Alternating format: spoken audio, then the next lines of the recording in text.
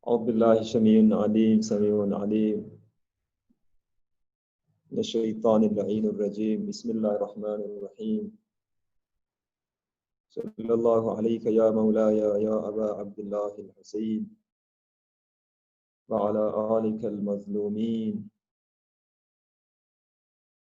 صلى الله عليك يا مولاي يا رسول الله وعلى آلك المظلومين. صلى الله عليك يا مولاي يا أمير المؤمنين وعلى آلك المظلومين.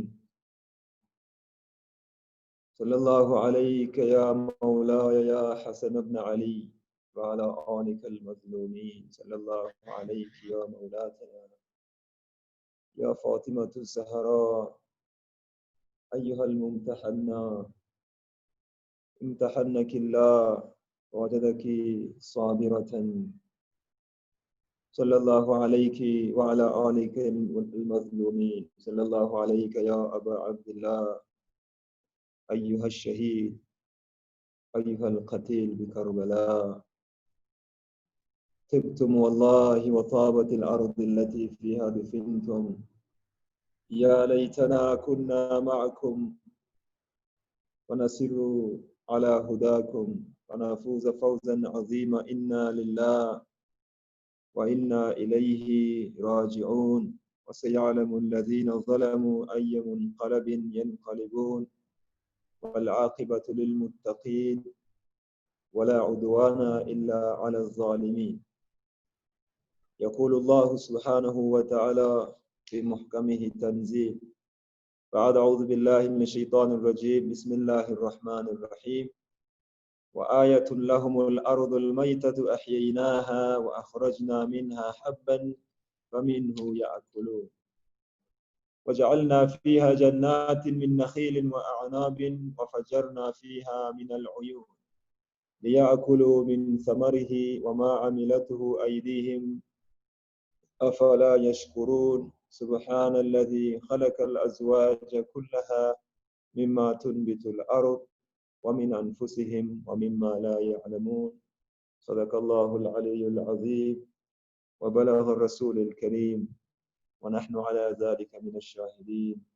عظم الله أجورنا وأجوركم بمصابنا يا أبا عبد الله الحسين.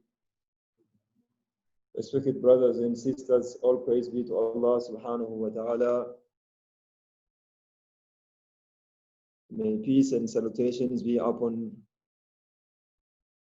his last messenger Muhammad sallallahu alayhi wa alihi wa sallam and to his oppressed family, most especially the Shaheed, the martyr Abu Abdullah al-Hussein, for whom we are gathered tonight to remember his brutal killing and to remember the heroes that sacrificed their lives in the path of Allah subhanahu wa ta'ala to ensure Islam is preserved and to bring the reform and revival in the ummah of Muhammad sallallahu alayhi wa sallam.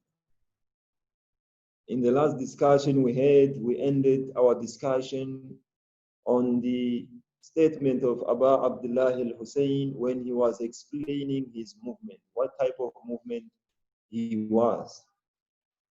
And we saw a hadith that is famous where he said, Inni lam akhruju batilan.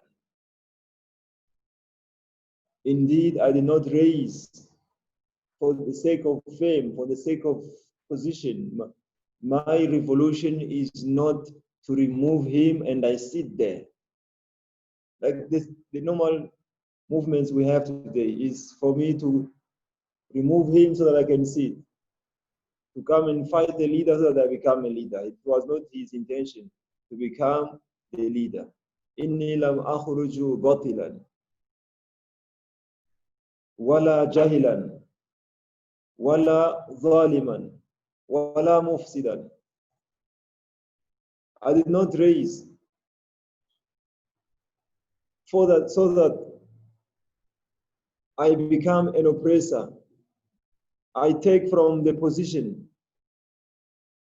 I take something that is not like we saw. What is oppression? Oppression means a lot of things, but one of the definition of oppression is to put something in the wrong position. Something which is not in a rightful position becomes taking something from its own rightful position. So his uprising, his reform, his movement of Karbala was not a movement of zalim, a zalim. It was not a movement of a jahilan. Now he's saying, my movement is not a movement of ignorance. It is not a revolution of ignoramus who are just aroused on base of emotions. Today, we see a lot of revolutions that are based on emotions, that are not based on knowledge, that are not based on a proper system, that is a plan that is coming to change what they are fighting. Today it's so simple to come and arouse people based on the race, on the color.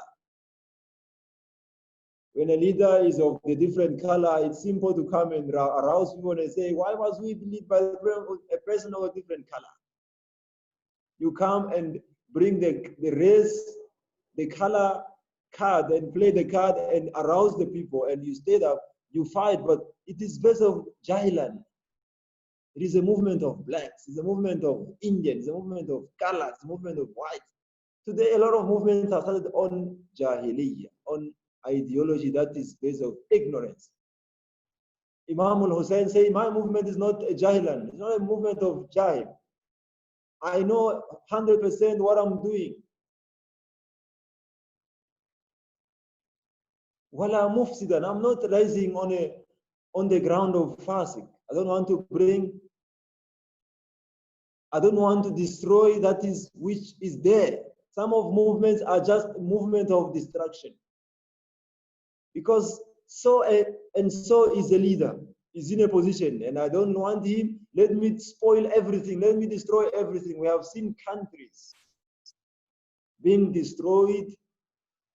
Therefore, you cannot call the movement like the one that happened in Arab Springs in 2010 and above, what we have seen in the Arab countries. We cannot call those movements, we can simply call those movement of mufsidan. In the fact that they did not bring change into the country, they did not change anything. Sawa kana, even if, whether it was in the field of economy, they did not bring change. Whether it was in the field of health care, they did not bring change. Whether in the field of democracy and freedom, they did not bring change. As much as we agree with the change that was needed, last khutbah, last speech I spoke about the condition of Egypt in the time of Hosni Mubarak, for example. Hosni Mubarak, like Abdul Hamid Kishki explained about him, he was a Fir'aun of the time. Abdul Hamid Kishki is one of the scholars of Egypt, the Sunni scholar of Egypt, one of the spiritual leader of, is a spiritual or leader of movement of brotherhood, Ikhwan al-Muslimun. When he explained about this person, he said, Na'udhu billahi min Masr wa Fir'auniha. That was his statement. He was seeing Hosni Mubarak as a Fir'aun of the time. The same way he saw Libya and Gaddafi as Majnoon. He's a leader who is a Majnoon, who is leading a country. Na'udhu billahi min Libya or Majnoon. But as much as we agree about the condition of Egypt and Libya before the Arab Spring, we all agree that the movement that happened in Tahrir Square in Egypt, that changed Hosni Mubarak, was not a movement of Islah because it did not bring better conditions to Egyptians. If you ask any Egyptian on the street, he will ask me, tell me about Egypt before Hosni Mubarak and after Hosni Mubarak, he will tell you they destroyed things. It was worse. The movement of Libya is the same thing. Today, Egyptians have brought a worse dictator. Al-Man'un, Abdul Fattah al-Sisi, is more oppressive and more criminal than Hosni Mubarak. The conditions that the Egyptians are living under is worse. It has actually jeopardized the position of Palestine. It has jeopardized the position of Arab countries. So the movement was not a movement of Islam. There was nothing better. That Imam Hussein says, "Walam akhruju mufsidan." My movement is not coming to destroy, to bring sufferings for the people of Mecca, for the people of Medina, for the Muslims in the Muslim country under Yazid. His movement was not to destroy the infrastructure of Yazid. The movement that Americans and French government brought to Libya was a mufsidan movement, because it removed Gaddafi as an oppressor. Fine, we agree, all of us, but the condition that it brought was worse than the conditions of Gaddafi. During Gaddafi, there was schools. During Gaddafi, there was healthcare system. During Gaddafi, there was money paid to the people who are unemployed. Today, Libya is under fire. Since Gaddafi left, all Libyans, they wish they can bring back their Majnoon. Now they wish for their Majnoon, because the one who came to power was more Majnoon. Now the Malone, they have this guy, Haftar. This General Haftar is the worst Majnoon, because he can shell the whole country. He can 10 guns into the whole city and bomb the whole city, schools and everything. He bombed the refugee camps. Gaddafi did not do such aggressions. If you compare Haftar and you compare Gaddafi, Libyans are wishing for. Therefore, though we agree it was an uprising, it was not based on Islah. It was not based on changing a system that is bad, bringing a better system. Therefore, every person, before you start fighting, before you start bringing a revolution, you must ask yourself, is my revolution mufsidan? Is it batilan? Is it my revolution based on removing him and putting myself there? Or is my revolution based on me changing the system, the status quo? Is my revolution going to bring better situation than what is current? If it's yes, then proceed. If it's no, then it is better to stay as we are. The problem we have today as Muslim Ummah, it is not an awakening, it is not an uprising, it is not that we are not revolutionaries. We are more than awake, we are awakened, we are revolutionaries. But our problem that our revolution movement, our awakening movement, it is not a movement of Islah, of changing from worse position to better position. Our movement that you can see from the Arab countries, go to Egypt, go to Libya, go to Yemen, all these movements that we have seen, they were movements like in Syria, that were movements that most of them were jahilan, based on ignorance. Movement of takfiriyun, movement of all of this, it was based on jahil. It was not based on Islam. So Imam al-Hussein says, "Innani kharajtu li talabi islahi fi ummati jaddi." I raised against the leadership of Yazid li talabi islah. My movement is a movement of change, of reforming the community of my grandfather. How are you going to do it? أريد أن آمر بالمعروف وأنهى عن المنكر. I want to command that which is good. I want to preach that is good. وأنهى عن المنكر, and forbid that is evil. I want to work on people. I want to work on individual. I want to build a community based on أمر بالمعروف ونهي عن المنكر. وأسيروا بسيرة جدي. I want to restore the movement. I want to go into the footsteps of my grandfather Muhammad sallallahu alaihi wasallam. Please read salawat.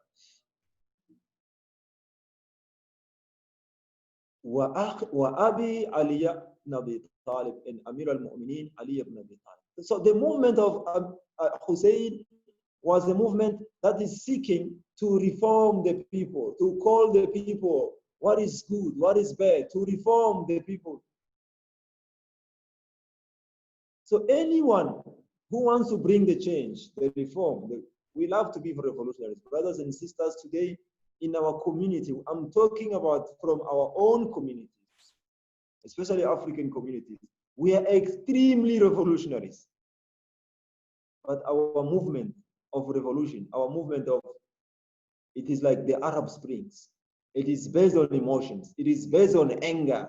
It is based on hate.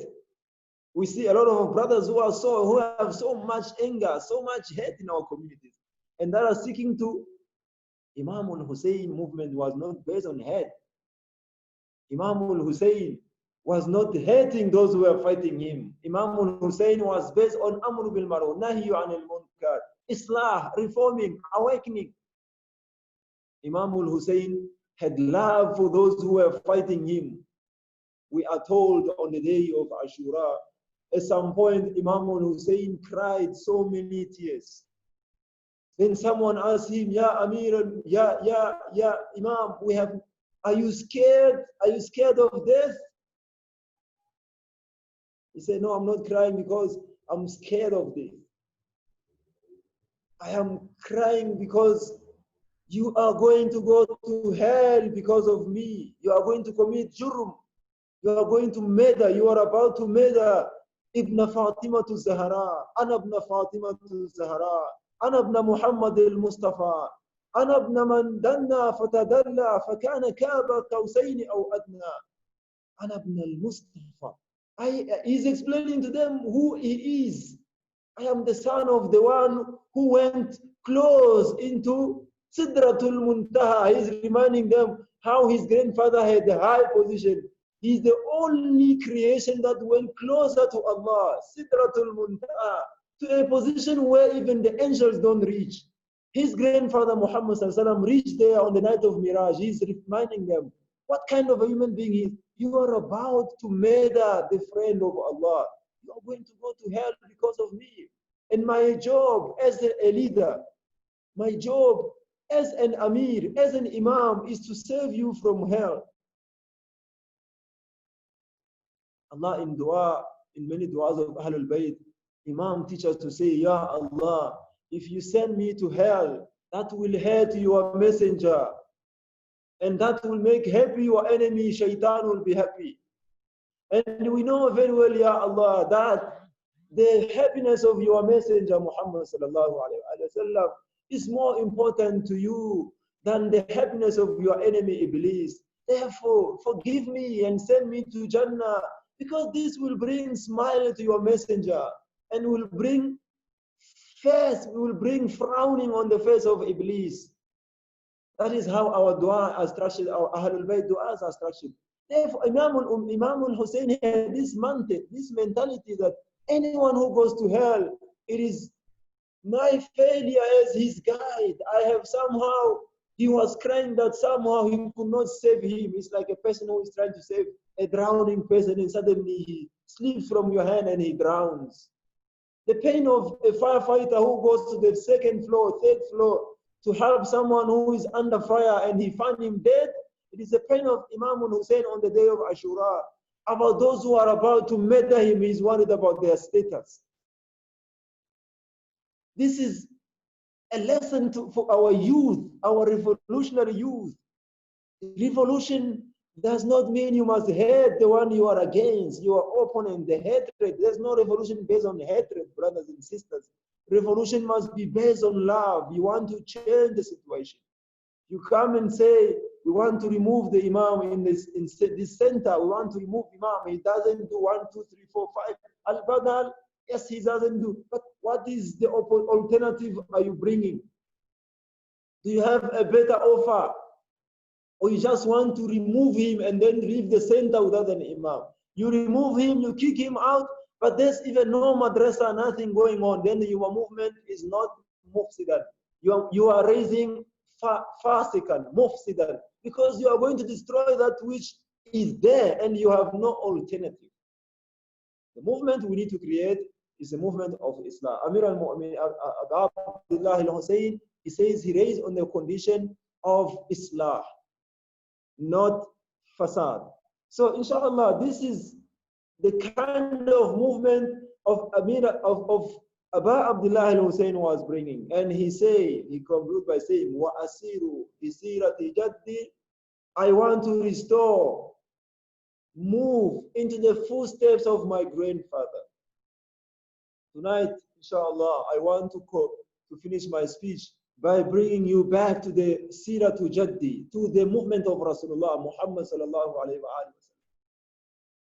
The Messenger of Islam was raised in Mecca, in a society that was worst of all societies. The people of Mecca were regarded in history as Jahiliyyah. They were people who were ignorant. The community of Mecca, when the Prophet arrived, it was a community that did not have people who can read. Muharriqeen, they say, in Mecca there were only 13 people, the whole Meccans, Arabs, the whole Meccans, there were only 13 men who could read and write. That's why Quran is referring them as Ummiyin. People who could not read, and even if the number is not perfect, it's not correct, but majority of Meccans could not read and write. هو الذي in Surah Al-Jumu'ah, Quran says هو الذي بعث في الأميين رسولا منهم يتلو عليهم آياته ويزكيهم ويعلمهم الكتاب والحكمة وإن كانوا من قبل لفي ضلال مبين. It is Allah subhanahu wa ta'ala who raised a messenger among them, في الأميين, among those people who are unlettered. Though there is different tafsir for this phase, but for this, one of the tafsir is these people were ummiyin, they could not read and write. يَتْلُو عَلَيْهِمْ آيَاتُ رَبِّهِمْ وَيُزَكِّيهِمْ وَيُعَلِّمُهُمُ الْكِتَابَ وَالْحِكْمَةَ. The movement of Rasulullah was based on teaching people. يَتْلُو عَلَيْهِمْ آيَاتُ رَبِّهِمْ. He was teaching them the verses of the Quran. وَيُعَلِّمُهُمْ وَيُزَكِّيهِمْ وَيُعَلِّمُهُمُ الْكِتَابَ وَالْحِكْمَةَ. He was cleansing their souls. He was building their hearts and their souls. وَيُعَلِّمُهُمُ الْكِتَابَ وَالْحِكْمَةَ. He was teaching them the Quran and the wisdom of the Quran. وَإِنْ كَانُوا مِنْ قَبْلُ لَفِي ضَلَالٍ مُبِينٍ. Even though before they were in the darkness. So the movement of Rasulullah ﷺ in Mecca was to change the people. Any movement, even the movement of Karbala, it was not a movement of removing the power and bringing the power, because there was no possibility of 80 men to fight 30,000 soldiers. There was no hope of changing power in that situation. But the situation, the movement was to change. But look how Rasulullah found Meccans, Ummiyin, who could not read and write. In a period of 23 years, Rasulullah became the messenger, propagated Islam only within 23 years. Rasulullah ﷺ left Meccans and Medina, left the whole Arabs. They could not only read and write, but they were also leading. They were genius of reading and write. The Arabs only knew how to read the poems. They only knew how to read poems, and they only knew what they call to know the names of the fathers and the fathers. That is the only knowledge they had. SubhanAllah, they didn't have any knowledge of science, no technology, in the time where all countries like Chinese were moving, Romans were moving. Every community was moving. The civilization in Yemen was booming. In Mecca, there was no civilization. They only know Nasab.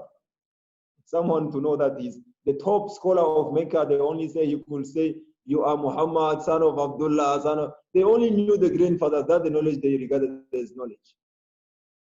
A knowledge which one of the Imams of Ahlul Bayt has said, لا ينفعه من علمه ولا يضره من جهله. It's a knowledge which does not benefit whoever knows it and does not harm the one who doesn't know it. What kind of knowledge is that? لا ينفع المجتمع. There's nothing, absolute nothing that this knowledge could contribute in the community, could not bring people from bettering their lives. So this is how Arabs were. But when the messenger of Islam, in 23 years, when he left them, their conditions have changed. So many Rasulullah produced so many scholars, so many writers of the book, in so many different fields of science and technology. The community that Rasulullah brought, they are the community that brought about Ibn Sina and all those scholars, all those in different fields that we are proud of today. They are results of the Harakatul Rasulullah, the Harakatul Islah, the movement of Rasulullah started in Mecca. And that movement was only in 23 years Rasulullah changed the conditions of it. Therefore, the movement of Karbala, as Hussein explained, وَأَسِيرُ بِسِيرَةِ جَدِّي, Hussein was reviving the Ummah, was treading in the footsteps of the grandfather. It was not a movement of revolution. If you look at the Messenger of Islam, he did not target Abu Sufyan as an individual. He did not target the people of Mecca, Abu Jahl, Abu Lahab as the target. His movement was just to teach akhlaq, to teach people, to build people. Before he could build, you could build materials, you need to build the people. If you look at Rasulullah, there was nothing that, no project, multi-billion project Rasulullah that started. He did not build a big road joining towns and cities. He did not bring a big tender. They were building normal houses. The greatest building Rasulullah built was Masjid Nabawi. Masjid Nabawi was built on the mud and the palm trees. It's just trees and mud. That's where Rasulullah lived. That's the house he built. He was not interested in building big houses. Like today, if our brothers and sisters, when we see it in our haraka, in our movement, we are so concerned about our affairs. How can we empower ourselves? But when we talk about empowering ourselves, we are only concerned about material empowerment. We are only worried about building. We are only worried about building masajid. You must see how Muslim, when you put pictures, you want to build a masjid, buildings, tall masjid, you will see how everyone wants to contribute. But if you see you are starting a madrasa, you are starting a school where you want to teach people, no one will contribute a cent. Our mantik has changed. We are only concerned about buildings. You must see how much millions we spend on beautifying our masjid. Some of the masjid, if you see the caricature in the masjid, for example, if you go to the Turkish mosque here in Midrand, see how much that mosque cost. Millions and millions. Do you think it's a concern of Rasulullah that we don't have a masjid that is shining? The Messenger of Islam in Medina did not concern himself of building a shining mosque. There were shining synagogues by the time. There were shining Romans palaces. He was not concerned about the palaces. He was concerned about the people. Amru bil ma'ruf, nahyu anil munkar. This is the movement of Rasulullah sallallahu alayhi wa sallam. And today our community, if we want to build reform, brothers and sisters, we need to start by building our people. Rasulullah said by building the people, teach them tawheed, teach them iman, teach them to fear Allah subhanahu wa ta'ala.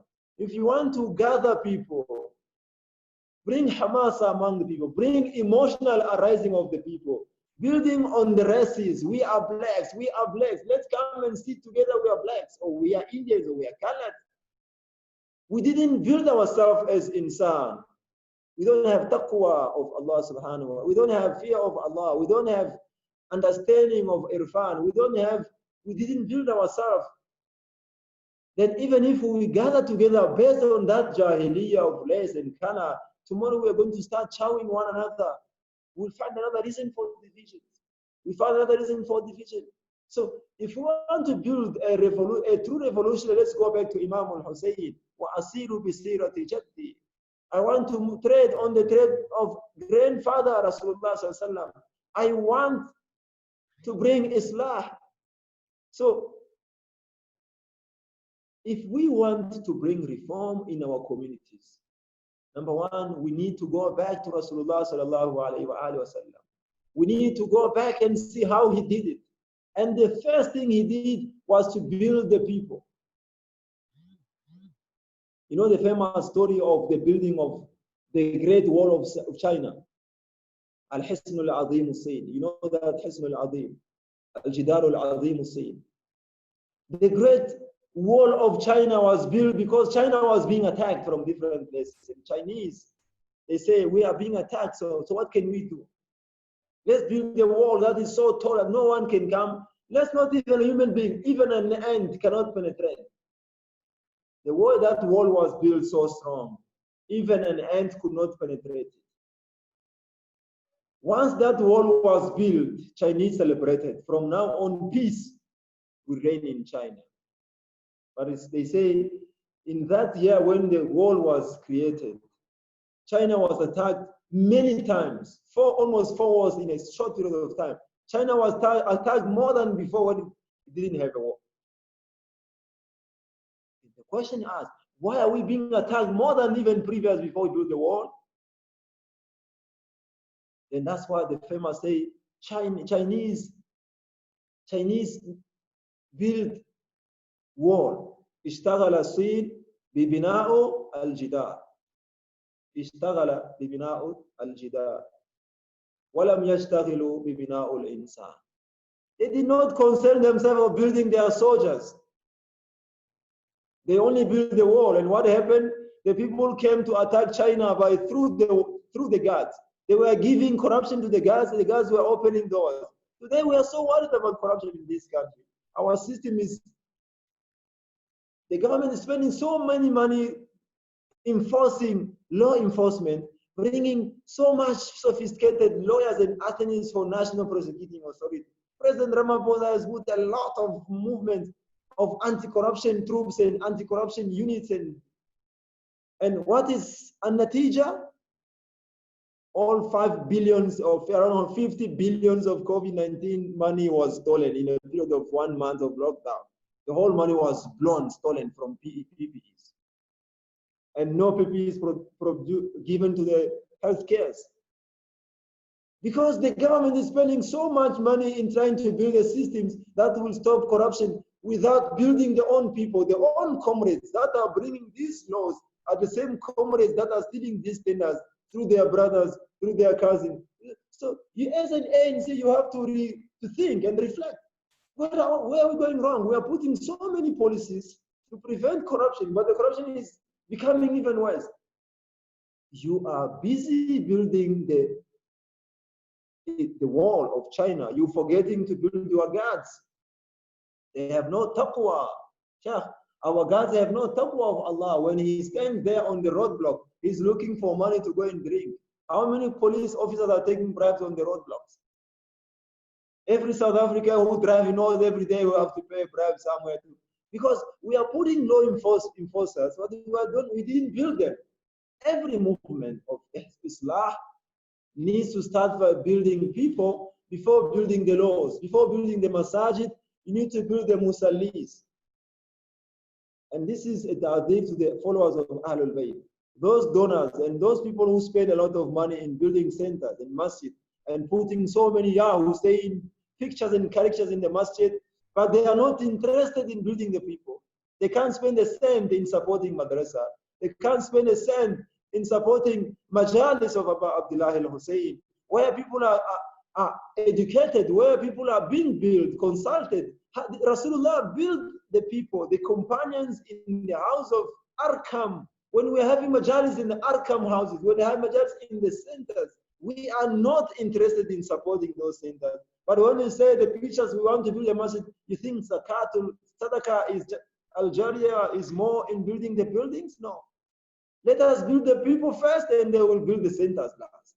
So inshallah, the lesson we need to learn from the movement of Abdullah, it was a movement of Islah. It was targeting individual. It was targeting change in people, and it was not targeting changing the power, not targeting buildings, not targeting physical.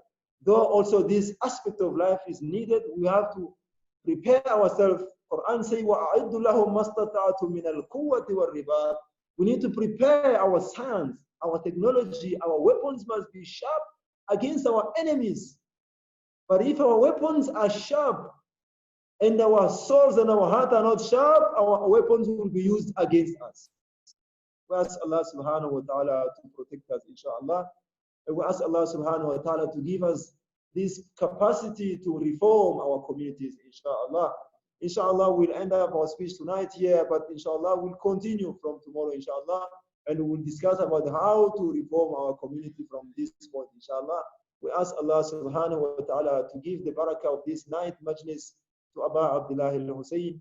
Also for tabarruk, those who are not feeling well, inshallah, let us this majlis be sadaqatul jariyah to those who have passed away, inshallah.